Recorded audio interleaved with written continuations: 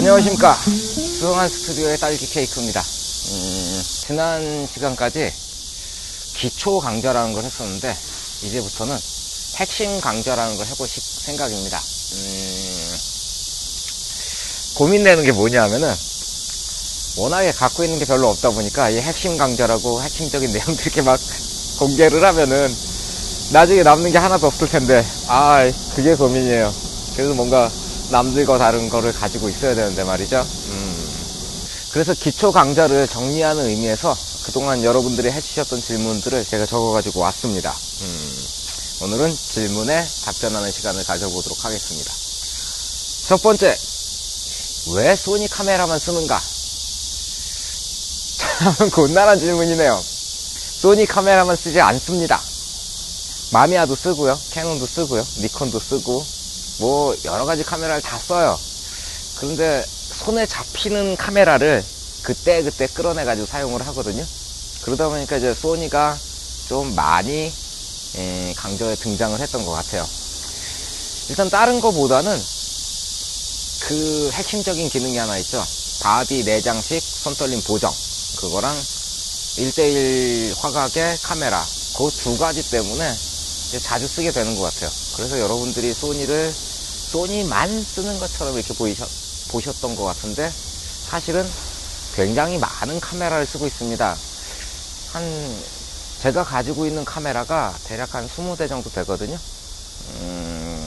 안 쓴다고 이렇게 처박아 놓은 것까지 합치면 좀 더 많습니다. 그래서 그 중에 아무거나 골라 썼는데 그게 소니가 공교롭게도 많이 나왔던 거죠.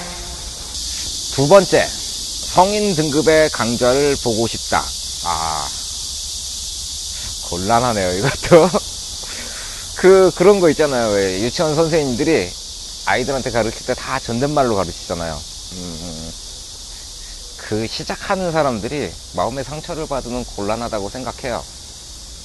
그냥 시작은 좋은 말로 시작을 하셔야죠. 근데 중급 강좌나 혹은 뭐 핵심 강좌 이 정도까지 들어오면 그때는 조금 성인 레벨로 넘어가지 않을까. 욕을 해야 되나요? 누군가에게? 원하신다면 해드릴 수 있을 것 같습니다. 핵심 강좌에서는. 세 번째, 어떤 카메라로 영상을 찍습니까? 소니 카메라로 주로 촬영을 합니다. 간혹 이제 캐논 550D로 촬영할 때도 있는데 보통 이 동영상을 소니 넥스로 촬영을 해요. 넥스5입니다. 지금 여러분들이 보고 계신 지금도 소니 넥스5로 열심히 촬영을 하고 있습니다. 뭐 별건 없습니다. 네 번째, 동영상 찍으려고 얼마나 많이 연습을 하십니까? 이게 되게 부끄러운 게 보시면 아시겠지만 제가 이런 데다가 써놓는 내용이 얼마 안 돼요. 그러니까 그때그때 해야 할 제목만 이렇게 써가지고 그 강좌를 시작을 하거든요. 그러니까 연습은 전혀 안 합니다. 풀 애드립이라고 보시면 돼요. 지금도 이제 질문만 써가지고 왔거든요. 그러니까 말 그대로 리얼 다큐인 거죠. 다큐 가지고 리얼 강좌인가? 풀 애드립입니다. 이거 좀 가슴 아픈 질문인데 예전 강좌는 왜 다 지워버렸습니까? 그런 내용이 있었네요. 다 지운 건 아니고 찾아보시면 있습니다. 근데 부끄럽잖아요. 내용이 풀 애드립이어가지고 제가 이제 말을 하다 말 실수를 하는 게 굉장히 많아요. 그리고 촬영할 때는 이제 그걸 확인을 못했다가 나중에 보니까 좀 치명적인 부분에서 실수를 하거나 그러더라고요.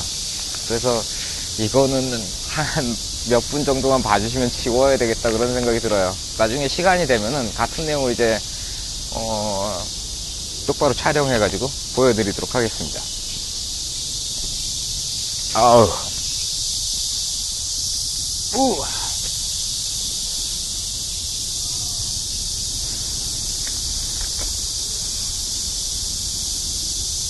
다섯 번째, 거기서 찍을 거야?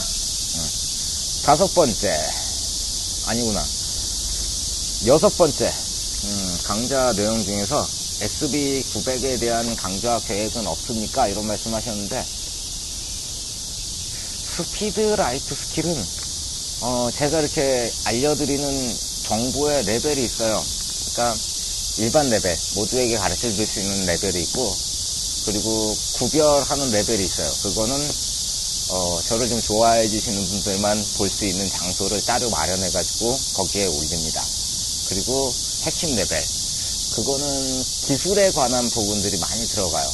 그 다음에 배타적 정보 영역, 그래가지고 저하고 굉장히 가까운 사람들에게만 가르쳐 주는 것들이 있습니다. 근데 스피드 라이트 사용법 같은 경우에는 핵심 레벨까지 올라갑니다. 굉장히 어렵기도 하고, 글쎄요, 스피드 라이트 같은 경우에는 제가 굉장히 자신 있어 하는 부분이거든요.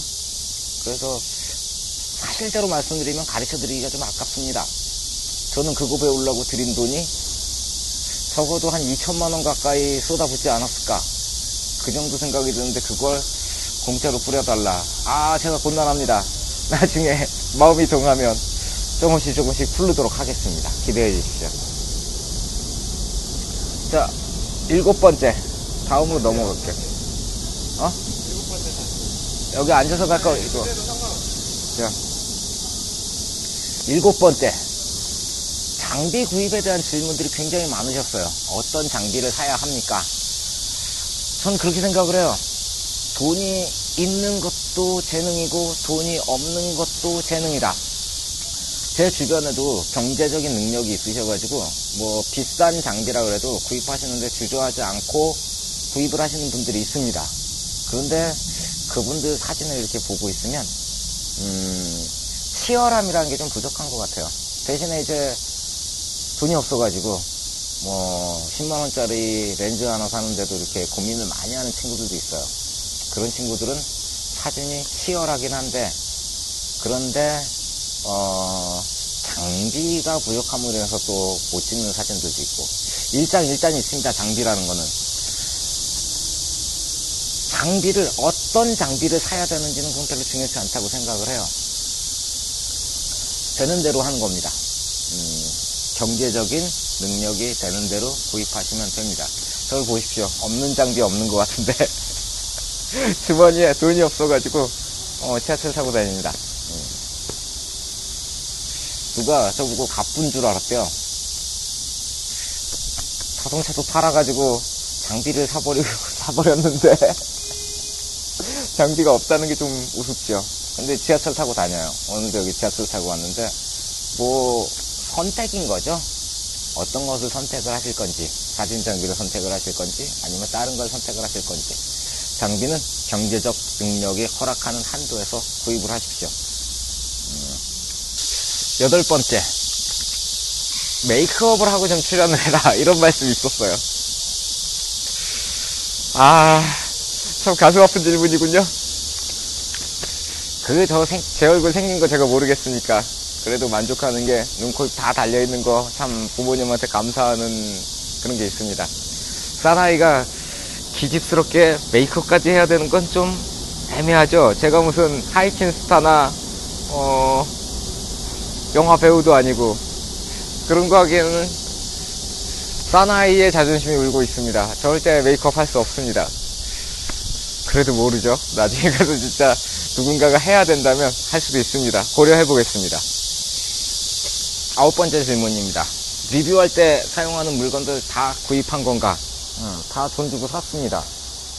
일부는 친구가 선물해 준 것도 있고, 뭐 그 업체 사장님이랑 안면이 있어가지고 이렇게 선물로 받은 건 있는데, 리뷰를 위해서 협찬받았던 물건들은 아마 손가락에 꼽아볼 만큼밖에 안 될 거예요.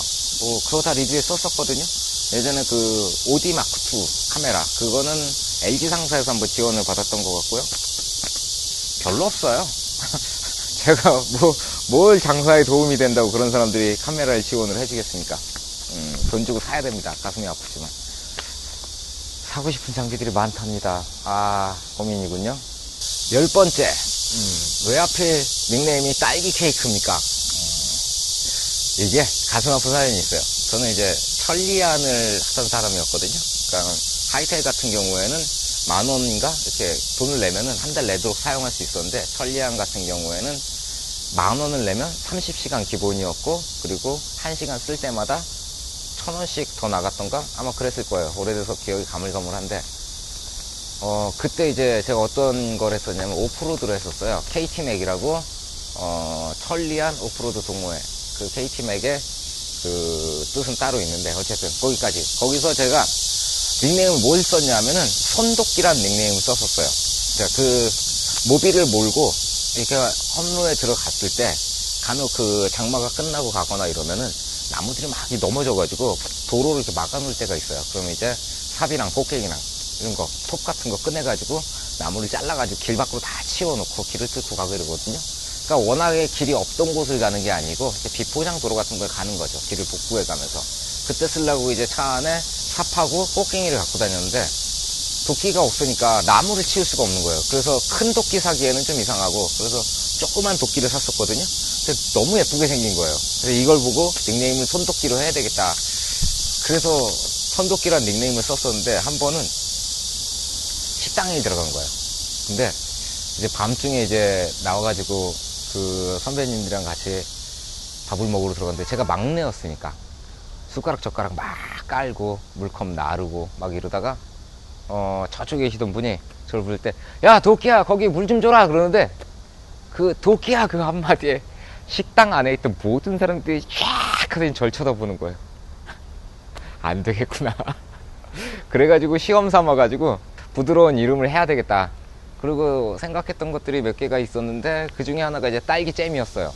근데 딸기잼이란 닉네임을 쓰시던 분이 있더라고요. 그래서 제가 뭐 어쩔 수 없이 딸기 케이크란 닉네임을 약간 잠깐 써봐야 되겠다는 생각으로 시작했는데 그게 또 거진 10년이 다 돼가네요. 그래서 딸기 케이크가 된 겁니다. 원래 닉네임은 좀 조폭스러웠습니다. 마지막 해병대 출신이냐? 왜 필승으로 경례를 하냐? 아, 해병대 아닙니다. 저는 육군 병장 출신입니다. 이게 경례가 군대 있을 때 여러 가지가 있어요. 그러니까 그냥 이렇게 경례하는 것도 있었고, 그리고 이렇게 경례를 하거나 뭐 여러 가지 경례가 있었는데, 저는 나를 딱 세워서 딱 땡기는 게 마음에 들더라고요. 그래서 그 경례를 그렇게 하는 거고, 또 필승 같은 경우에는 왠지 그 구호가 너무 마음에 들어요. 뭐 제가 이 강좌에 나와가지고 뭐 충성 이러면 웃기잖아요. 그래서 필승을 하고 있습니다. 어감이 좋아요. 자, 오늘은 여기까지입니다. 질문도 다 말씀을 드렸고 앞으로 진행될 해치인 강좌 기대해 주십시오. 그럼 제 홈페이지 수상한닷컴에서 뵙도록 하겠습니다. 수고하셨습니다. 필승.